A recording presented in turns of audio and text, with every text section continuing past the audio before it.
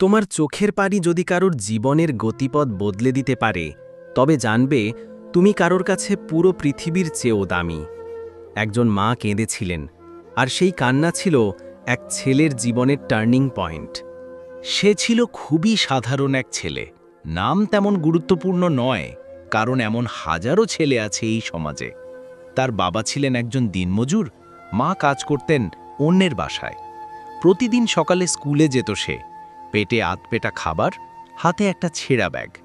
বন্ধুরা যখন লাঞ্চ খেত, সে একটা কোনায় বসে থাকত, কারো কাছে চাইতো না কিছু। একদিন স্কুল থেকে ফিরে সে মাকে খুঁজে পায় রান্নাঘরে। মা ভাত বসাতে গিয়েও থেমে গেছে, কারণ চাল নেই।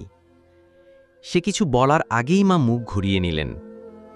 চেষ্টা করলেন চোখের পানি লুকাতে, কিন্তু সেদিনই প্রথমবার ছেলেটা বুঝেছিল এই দারিদ্র্য শুধু অভাব নয়, এটা অপমান। তার ছোট্ট মন একটা প্রতিজ্ঞা করে ফেলে, একদিন আমি এমন জায়গায় যাব যেন মাকে আর কখনো কাঁদতে না হয়। সময় কেটেছে, স্কুল পেরিয়ে কলেজ, তারপর স্কলারশিপে বিশ্ববিদ্যালয়। প্রতিটি ধাপে সে মায়ের কথা মনে রেখেছে। দিন রাত পরিশ্রম করে একটা ভালো জব পায় সে, দেশের একটি নামকরা কোম্পানিতে। প্রথম বেতন পেয়েই যা করে, একটা নতুন শাড়ি কিনে মায়ের সামনে দাঁড়ায়।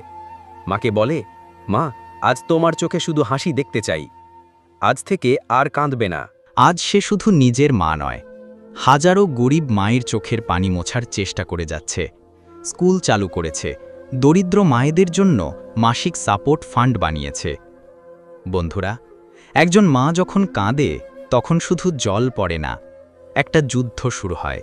একজন সন্তানের ভেতরে জেগে ওঠে এক যোদ্ধা। তুমি কি সেই যোদ্ধা হবে? মায়ের চোখের পানি যেন তোমার শক্তির উৎস হয়, দুর্বলতার নয়।